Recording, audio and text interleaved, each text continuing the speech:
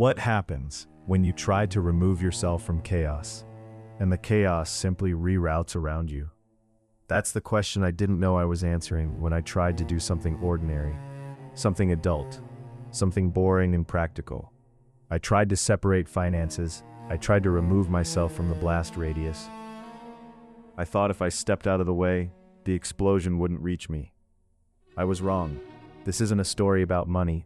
It's a story about control, about urgency manufactured out of thin air, about how every attempt to make things simpler somehow made them louder, more complicated, more volatile, and how no matter how carefully I moved, I always ended up standing in exactly the wrong place when the bomb went off. You're watching Entangled in Chaos, where we take real emotional patterns apart so you can see how they actually work. Understand the chaos, break the pattern.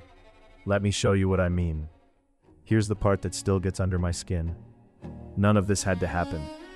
On the surface, things were already changing. My partner was relocating across the country for a new job, new state, new apartment, new chapter, 2 months out. At least that's what it looked like on paper. In reality, it was just another stress fracture forming under pressure, another quiet test of whether order could survive inside a system that seemed to run on disorder. Because until that move, we all still lived together. Adults in our mid-50s, an adult daughter in her late 20s, one household, one rent payment, one app, one shared point of friction that had triggered more arguments than I could count. Money conversations in our house never stayed about money. They mutated. They turned personal. They turned accusatory.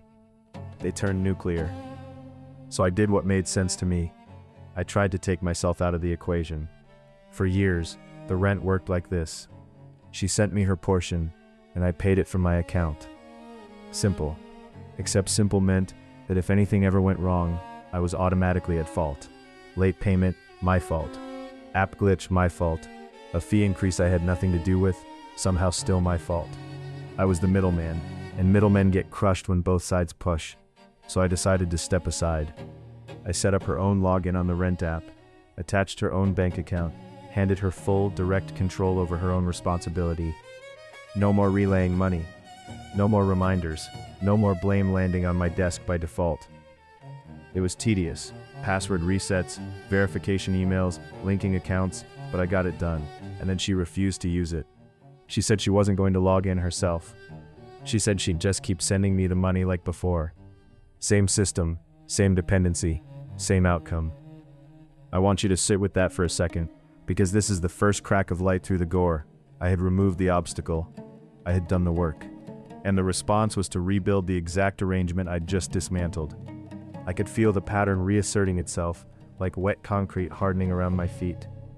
At the time, I told myself she was just being stubborn. It would take me a while to understand it was something else entirely. Then the leasing company changed the rules. No more passwords. Now every login triggered a one-time passcode sent to the account email, which meant that to get into the app I needed the code, which meant I needed her email, which meant I needed her cooperation. I didn't get it. She wouldn't give me the code. Wouldn't read it. Wouldn't engage. The door I'd propped open swung shut again. The system that was supposed to remove friction had just added a new layer of it. So I adapted like I always did. I created a new email account, one I controlled, and attached it to the Rent app. Now when the code arrived, I could pull it myself. No chasing, no arguments, no delays. The whole thing was ridiculous. Another workaround, another patch on a leaking pipe. But it worked. I thought that was the end of it. It wasn't even the beginning. Here's the detail that matters later, so hold on to it. The leasing company for her new apartment across the country was the same company as our current one. Same system, same backend, same account ecosystem. Which meant that when she contacted them about the new place using her personal email, the system didn't care what address she typed.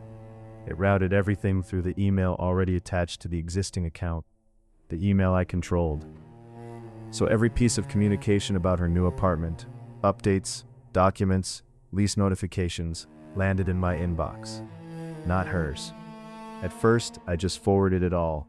No commentary, no analysis, no involvement. This wasn't my move. This wasn't my apartment. She was the one relocating, the one coordinating.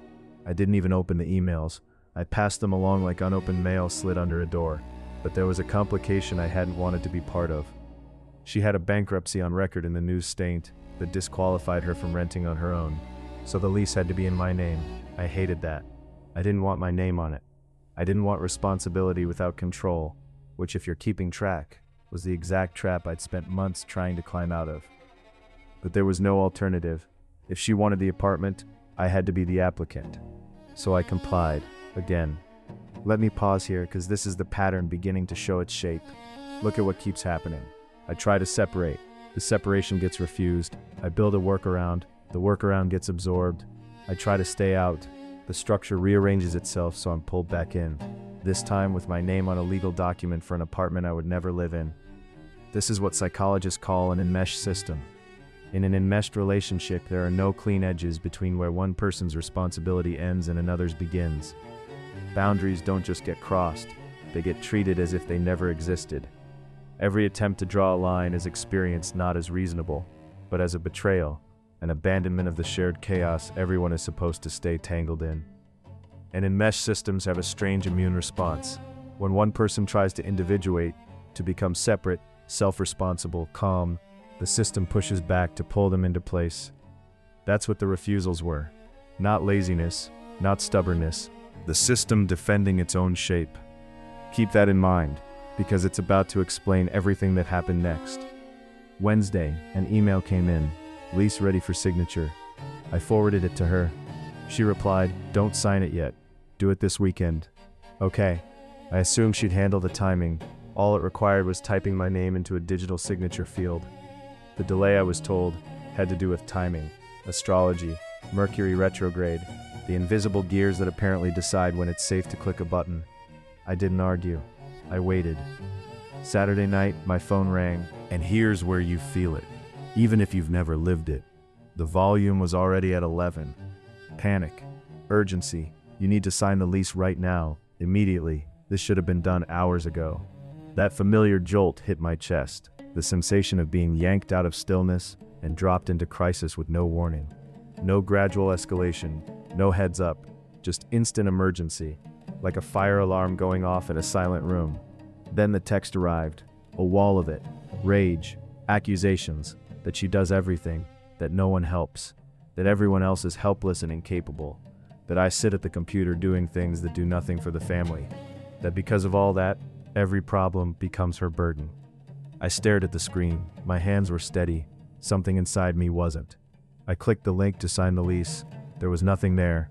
No documents, no signature page, just an empty portal. The lease had expired. The window had closed. Friday had been the deadline. The day before, she told me to wait for the weekend. The moment stretched out, silent and heavy. Now it had to be fixed. Monday morning, calls, reopened applications, possible fees, possible delays, possible rejection. All of it suddenly back on the table, and somehow, this was my fault. That was the midpoint where something clicked.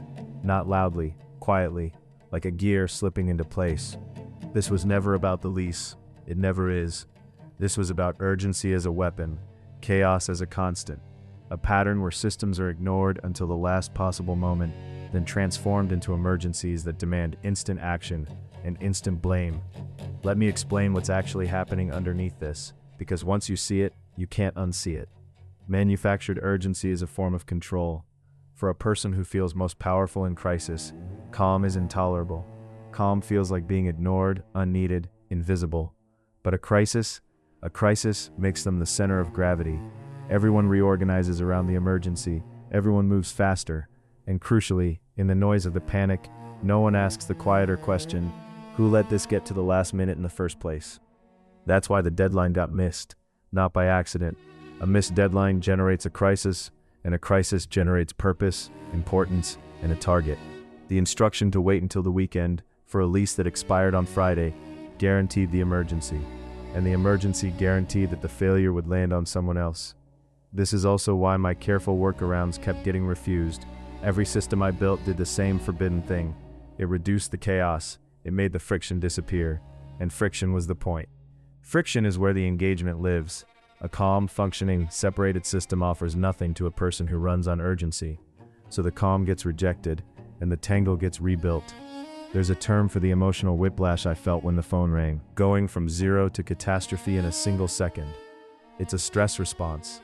Your nervous system gets trained, over years, to treat sudden panic from another person as a threat to your own safety. So you jump, you comply, you fix. Not because the emergency is real, but because your body has learned that the fastest way back to peace is to make the other person's alarm stop. That reflex is the leash, and it works because it feels like love, or duty, or just being a reasonable adult who helps. So let's go back to the story, because the analysis changes what it means. The confrontation that followed wasn't explosive. It was colder than that. A slow burn, sharp words, circular logic. The kind of argument where facts bounce off emotion like rain off glass, where timelines don't matter, where intentions don't count, where the only thing that sticks is guilt. I didn't raise my voice. I didn't need to. The noise was already deafening.